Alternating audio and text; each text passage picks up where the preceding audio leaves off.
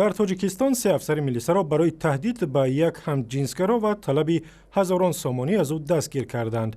مقامات آژانس مبارزه با коррупсия روز 13 فوریه بر رادیوی آزادی گفتند 3 افسر همراه با یک ساکن دوشنبه به یک جوان تهدید کردند که اگر به آنها 5000 سامانی ندهد میل او به ҳамҷинсгарایی را به خویشاوندانش آشکار میکنند.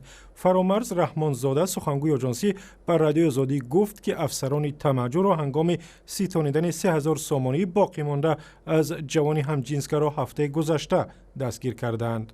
معلومات به دست هوایی می افتد برای که نسبت همون شخص همین معلومات را بیابرو کننده را پهن نکنند، نفهمند همین میشه چی این مبلغ پورا طلب میکنند. در نتیجه همین گزارنده تحقیق اپیری تفتیشاتی و کارمندا دستگیر کرده شدند.